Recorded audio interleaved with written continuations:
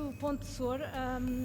First of all, I would like to say good afternoon to the ones that are watching here at Ponte Sor, but good morning or good night wherever you are watching us online or whenever you are watching. Before entering the discussion, I would like only to say brief words just to set the tone of this panel that is focused on the travel journey. So even before COVID, all of us in the travel chain were already witnessing and reacting to changes in the travelers' needs and expectations. In fact, the traveler was already becoming much more demanding. They wanted to be in control, and they wanted zero friction in their travel. But also, the traveler wanted to be surprised. They wanted to be engaged. So experience was already becoming the new battleground. I would like to focus our discussion here today in the future on how can we provide extraordinary experiences to the traveler, how can we engage with them. Perhaps travel will not be the same as it once was, but should it be like it once was, or should it be better? And this will require a high degree of flexibility and adaptability from all players. So I would like to center the discussion that we have here today in four main areas. One is the traveler-centric. So we need to listen to the traveler. We need to put them in control. And if we are going to do this, we need to rethink all the interactions we have with the traveler. The second one is data reach. So if we want to build trust and be relevant to our traveler, we need to have a data-driven approach. Data is going to be key for this.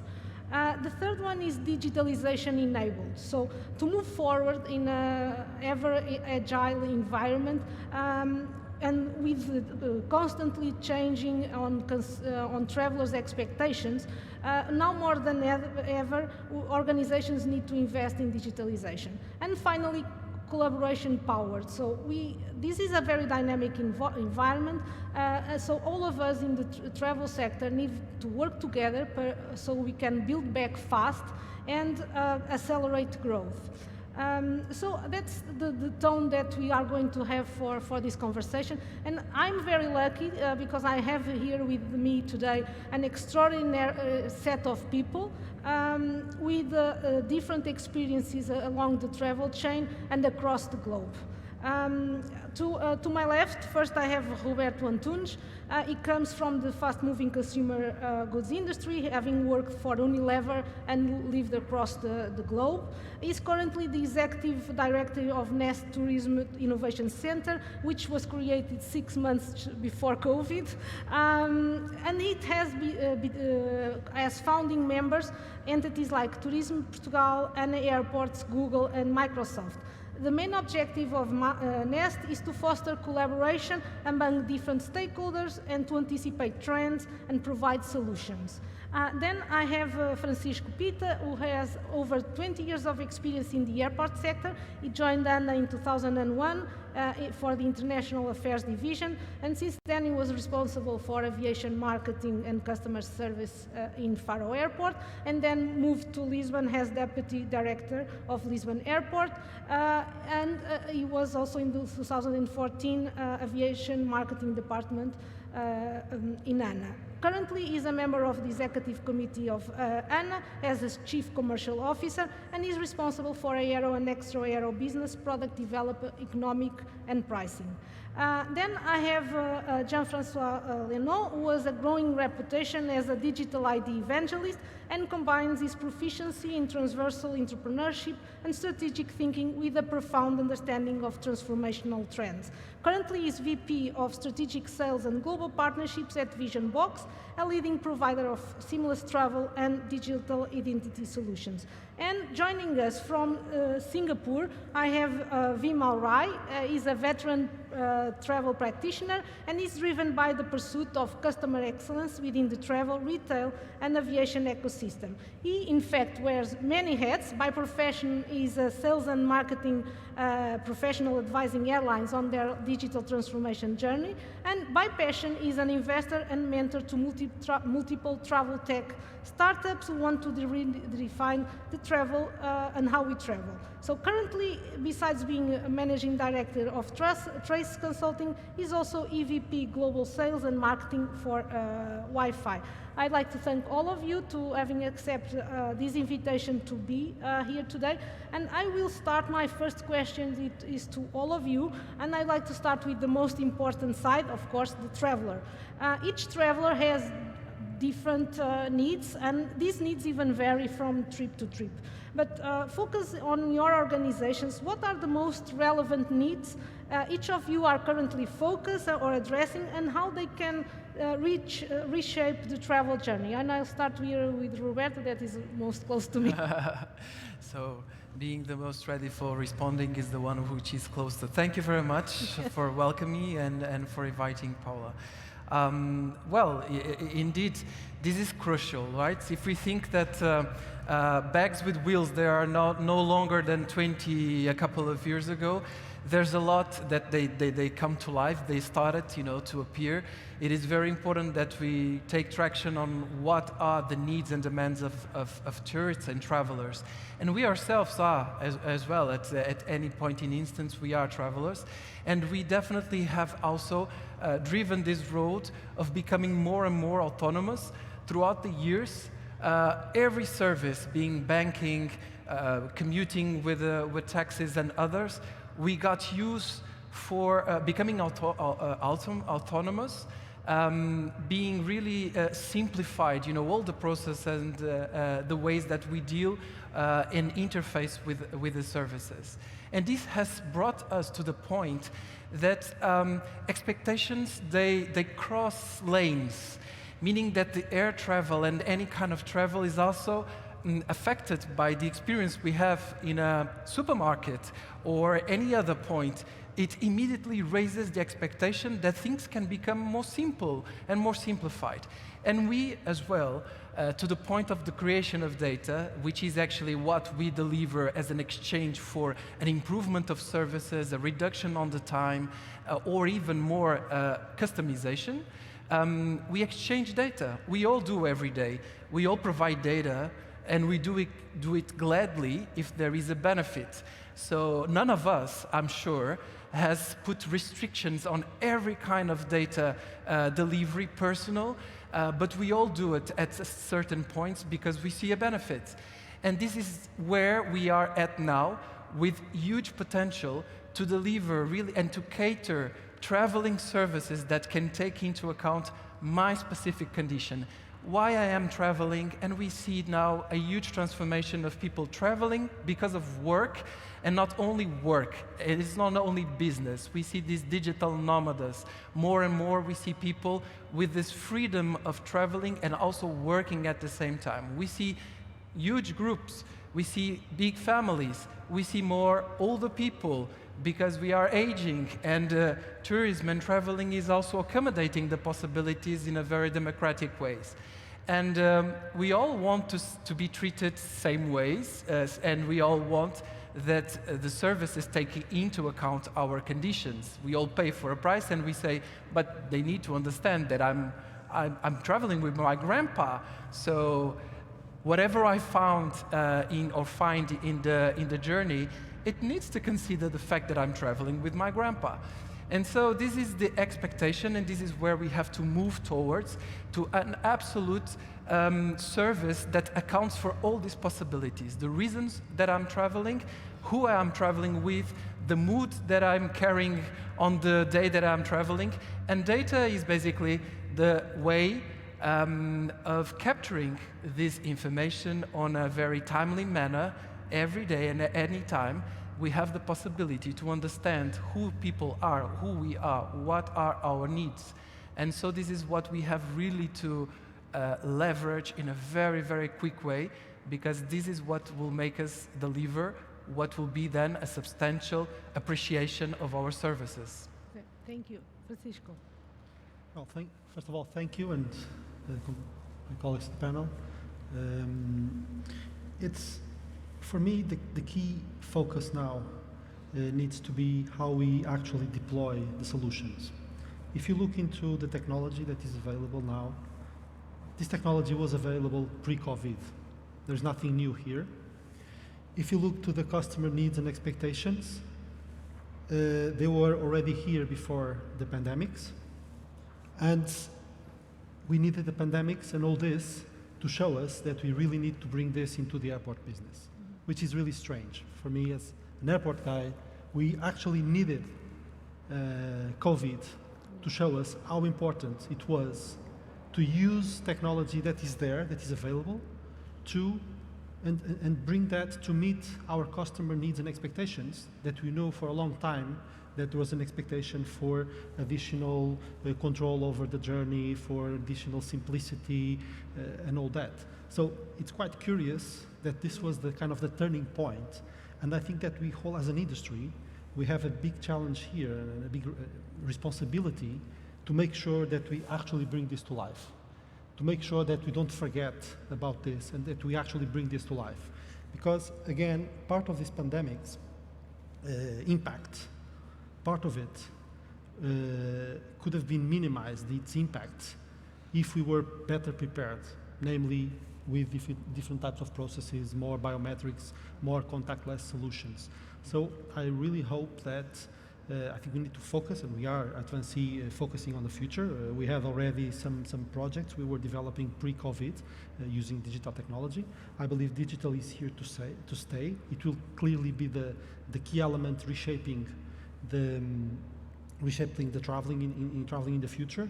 But as an industry, I believe we have a very, very big responsibility here in making sure that we implement this, and that this is something that we'll not forget as the COVID stays in the past. Thank you. Jeff, you was one Yes. of the providers of this technology. Indeed, so thanks very much for having us and myself. Yes, we have been on the market for 20 years trying to solve what seems to be a simple equation, which is how you balance security and facilitation. We started at the border. Pre-COVID, the figures on unique movements of passengers per year would be 4 billion in 2019 and expected to be 8 billion in 2036. But airports cannot be built endlessly. The infrastructure is expensive. So we spend a lot of time in utilizing biometrics at the border with a law enforcement purpose, where people do not really have a choice, but they need to, to show something that is pretty sensitive, but to enter or leave a country. And pre-COVID, we exploited that business case, which started in Portugal, to expand into the entire journey, saying, indeed, if we want to have personalized experiences, if we want to really create the value, the airport, the airline, and the government all together, they need to know much more about us on a legitimate purpose basis, in a responsive manner. But everybody is nowadays engaged in sharing part of our personal elements to receive indeed a benefit in return. And that's where biometrics and digital identity can play a huge role to enable the ecosystem. And that's our focus right now. Pre-COVID, we were very much about building the biometric ecosystem to create the automation and optimize the infrastructure, more out of less square meters. But we're already moving into touchless and contactless, no friction, no exchange of documents, not having to show 10 times a passport or a boarding pass. And that's where digital identity becomes the enabler, and biometrics is just a mean. So we have successfully deployed major programs around the world, but indeed, like Francisco was saying, we were at pilots, trials. Now it's about scaling, because the COVID impact on society, we are talking about more than $3 trillion $3 trillion lost during the time of the pandemic, 100 million of jobs. Tourism and travel is 10% of the GDP worldwide. We have no choice. We need now to scale it and to implement it. And I believe society is ready, again, as long as we take seriously data protection aspects and the privacy of each of us. Okay, thank you. And Vimal, now back to you, that you are joining us from Singapore. What's your view on this? So, I love listening to all the three speakers before me, and it's true that we have multiple journeys. When you talk about an airport or a travel environment, we typically talk about the customer journey, but actually it's multiple journeys if you think about it. So, particularly now that we are looking forward in a post-COVID environment, in all my work with my clients who are airports and airlines, I begin with the following assumptions when I look at the post-COVID or a travel recovery scenario. everything is going to be pretty uncertain. There's going to be a lot more complexity, and it's going to change at fairly short notice. And this means that from the passenger perspective, from the traveler perspective, we don't trust so much as we used to do in the past, particularly because the process can change. So we may trust the brand, we may trust the airport, we may trust the airline, but you don't necessarily trust that you have the process is not changing, right? Particularly because also that process is largely uncoordinated if you look at it internationally. So if you assume that this is the mindset of the traveler, particularly when you talk about international travel and not just domestic travel, what are some of the key requirements for service providers like airlines or airports? And the goal therefore needs to be, how can we increase the confidence of passengers? How can we decrease uncertainty? How can we increase trust? And how can we streamline the complexity of process that is inevitably going to be there? So, don't forget, in the last 2 years, everybody has become so much more digital.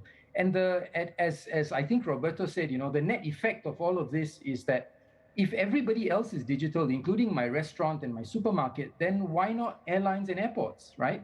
So travelers will now have a much, much higher expectation around digital convenience, in addition to the regular expectations around hygiene and security and safety and so on.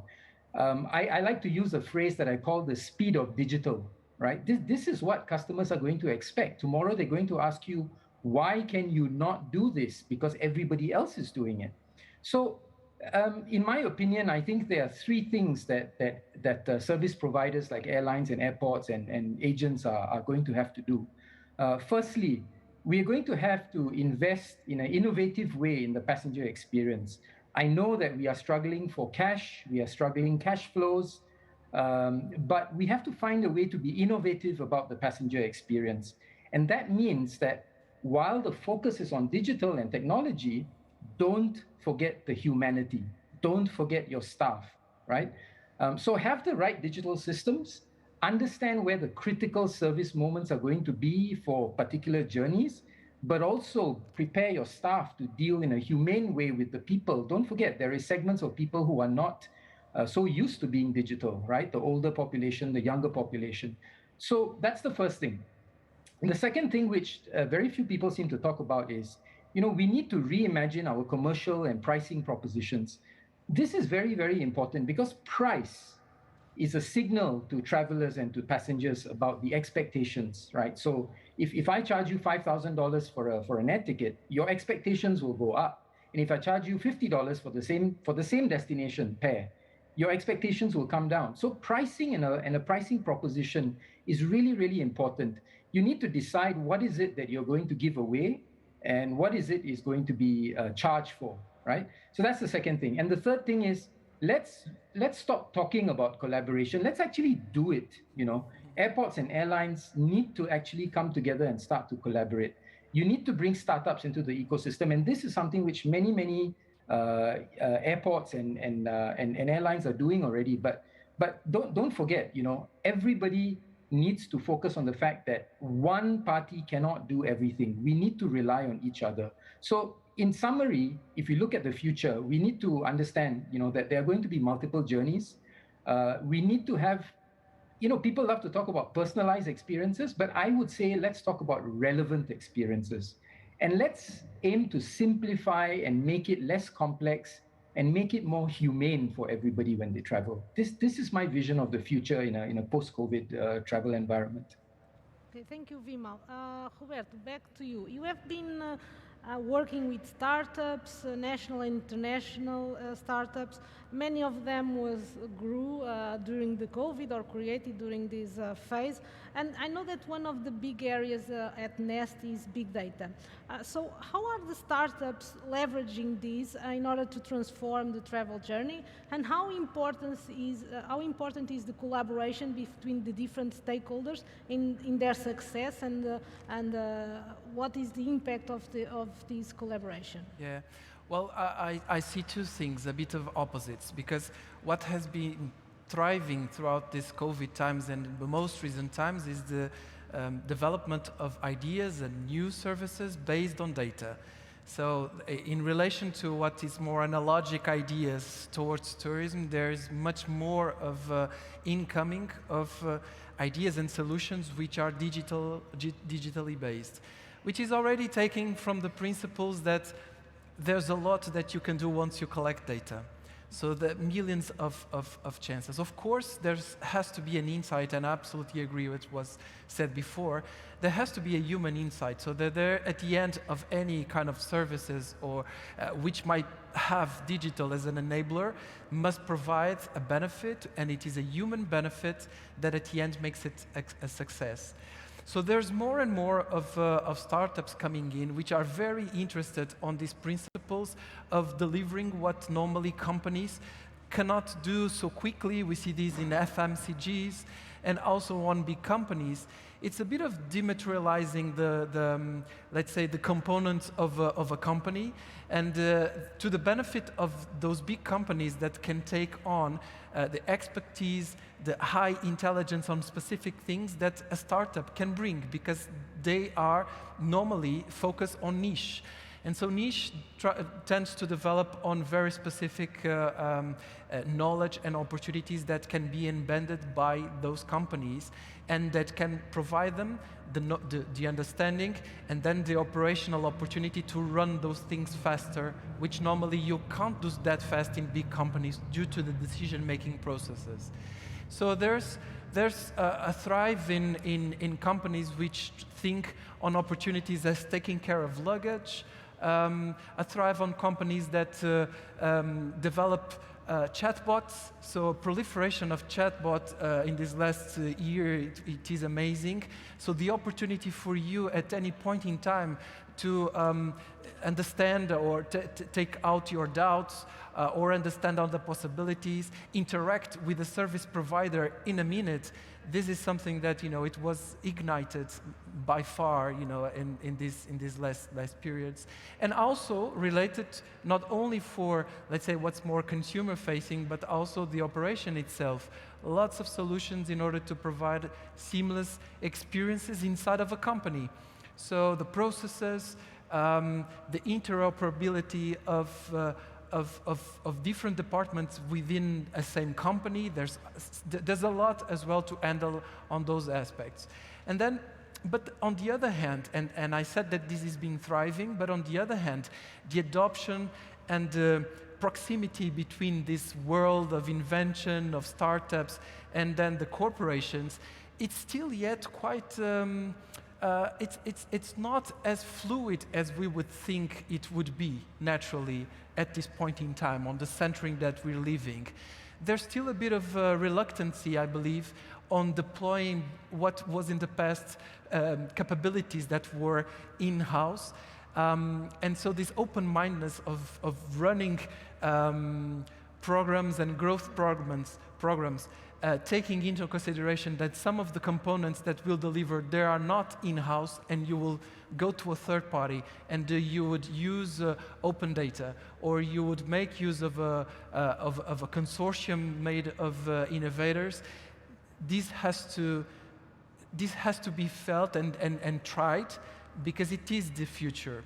And this is where we see that there's less. But from what I hear in everything that I'm listening before and what I've been reading, there is this understanding that this openness has to happen. Because in a way, we ourselves as consumers or tourists, we are forcing this to happen. Mm-hmm. So in a way, for the companies that are listening to us, either you go faster and you become in a much more cooperative, and you are attentive and try to embed a bit of the understanding and knowledge that others capture maybe in a much more faster way, or you can be really take over by others. And we have seen this in many industries. Many industries that there were established leaders that in a very few years were taken over by small companies that were born in a garage, and in 3 years caught their whole market share. So I think this, economics brings us the demand and offer law. I believe that it will still work in the future. And if you are not attentive to what people, we as humans and travelers, are expecting you to deliver, you are running a big risk. Yeah, thank you. And Francisco, back to the airport side. Airports are still a stress point in the travel journey, but we, especially now with all the health regulation and checks, but airports have been investing a lot in the last years in removing away some of these pains through digitalization. And for instance, even in the case of ANA, was one of the first airport companies in Europe to develop a passenger-centric approach. So can you guide us through what Vinci Airports is doing in order to remove these pain points? What are the main areas of investment in the future? And how does it work in terms of synergies across the network? Yeah, it's right. Actually, ANA was one of the first airport companies in Europe in using service design techniques to get better insights about the passengers' needs and expectations. This was back in 2008, and actually we still use the same techniques. And we use them because we think it's the best way to understand the needs of our passengers in such a complex environment as an airport, where you have multiple agents, multiple services, multiple anything. So we still use this because we really believe this is actually a very good way to get those inputs. And actually what we see more and more is that passengers' expectations are all about having an integrated, simple, coherent experience throughout the airport. Mm-hmm. So basically, this is what is guiding us in all the investments we are doing. It's all about investing in new technology that helps us to provide this seamless experience. Mm-hmm. This is what we are currently doing. What we need to do in the future, and what we need more, is to actually integrate all this in an ecosystem. It's about bringing also the physical aspect into the stage, because airports are one of those places where passengers really have to be.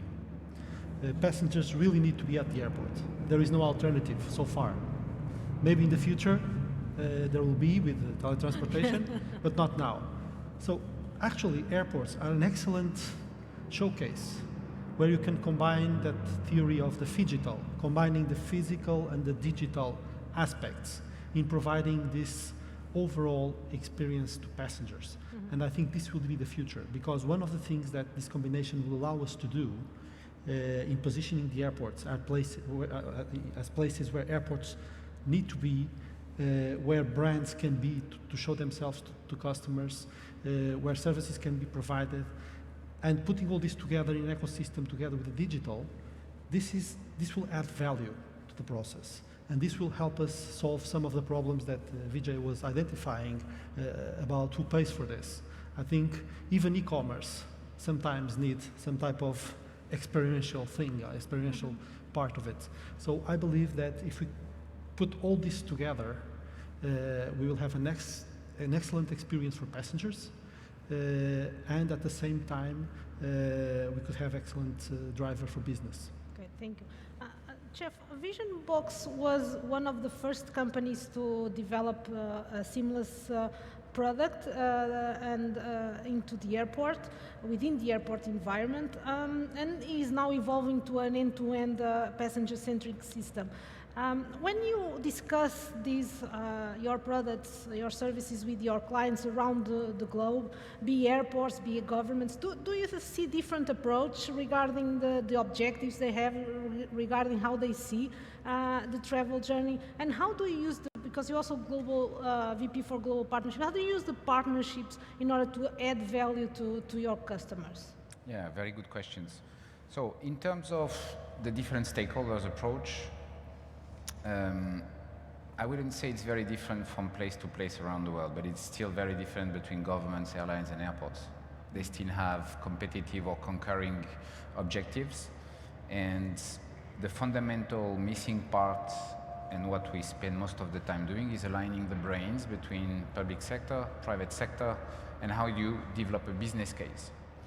All the ingredients are here, but some people because it's the human part of who we are and the change management process that is so hard to achieve, to really look at the perspective of the other, but having always the passenger in the middle.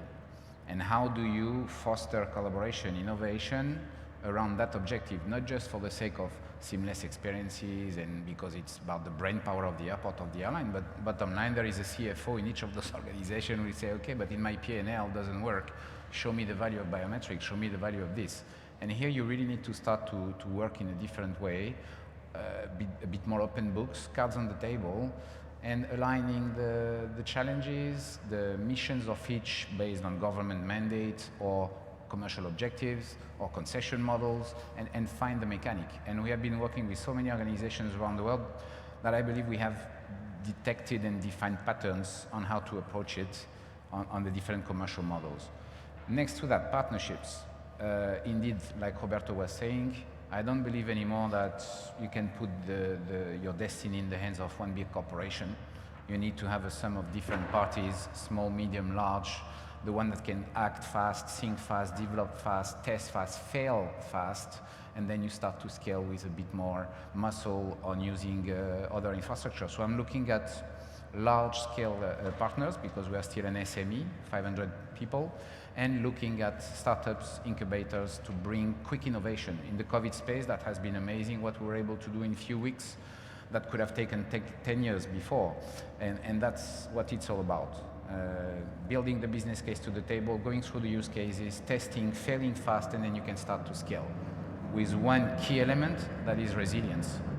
Aviation is about business continuity, and bringing more digital elements increases the risk of touching the core aspect, which is the resilience. You cannot risk to have a flight delayed by 10 minutes because the biometric system is down.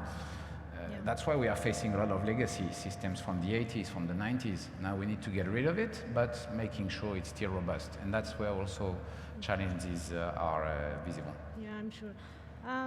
Vimal, you have been working quite a lot with the airlines, and flying has devolved from a relatively pleasant experience to a tolerable hassle in the recent years, mainly due to the low-cost carriers that changed the business model, and they put pressure on costs, and cutting costs had an impact on comfort and had an impact on stress levels. So what airlines are doing or should be doing, in your opinion, in order to make travel great again? And sorry for my choice of words, but how can we make travel great again? No, that's a fantastic question, Paula. I think it requires all of us to actually redefine the term travel experience. You know, we have to come back better in 2022. It has to be much, much better than 2019. Forget 2020 and 21, right? So travel experience needs to be defined. I'm personally not convinced that comfort is going to be a big element in the travel experience, but that's just me. But that said, you know, I completely agree with you. Travel is going to be very, very stressful in the next, let's say, you know, 1 year to probably 1.5 years, maybe 2 years, right?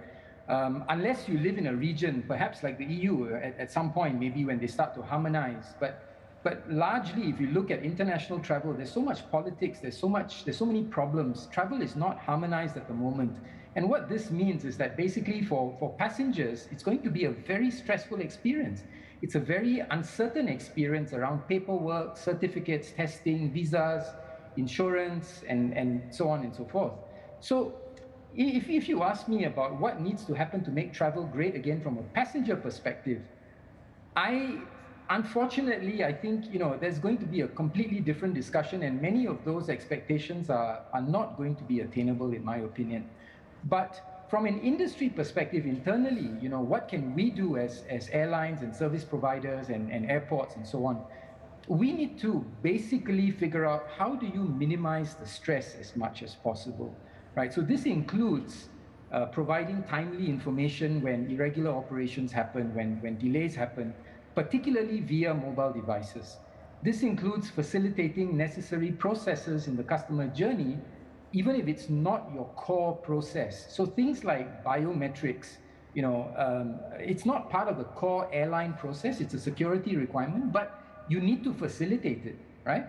And perhaps even off-airport check-in. And this is where a lot of startups are actually looking at the moment. I'm working with one startup that's looking at how do you enable off-airport check-in so that you take the stress and strain of travel, you reduce the stress and strain of travel on the day of that travel. And then, you also need to invest in the human elements in the journey. So let me give you some specific examples, right, with some airlines that I work with. In the in-flight domain, some airlines have interpreted all of this to mean, let's digitize everything in flight. Let's take away all the physical magazines. Let's take away the paperwork. And what does this do? This gives the passenger complete comfort that they are not touching something that is dirty, right? Because there's no options anymore. The other thing that this does from the airline perspective is it completely flips the model of service, the traditional service. And this is what I mean when I say 2022 needs to be different from 2019. So when you flip the model, instead of crew going out to serve passengers and ask passengers what they want, which as we know is very inefficient, passengers can now do ordering in their seat directly from their devices or from their screens, right? So at the end of the day, this makes it a much more easier, intuitive, and more convenient process for the passenger, and it gives the time back to the cabin crew to interact with the passenger on a more relationship level rather than just a purely transactional level. So Scoot is doing this, and I'm talking to a couple of other airlines that are looking at doing this model as well, because it allows the crew to provide a higher quality service. And I think Roberto mentioned this right in the beginning. He talked about self-empowerment. This is extremely important in the future. When you empower passengers, of course, there's convenience and seamlessness and all of that. However, there is one benefit to the airlines: data. When you empower passengers to work through everything using their mobile. Okay, thank you, Vimal. We are running out of time. Just want to quick check on each of you. So, what is the key issue here in order for us to offer this a new travel journey in the passenger? What is the key? Is data? Human to humanize?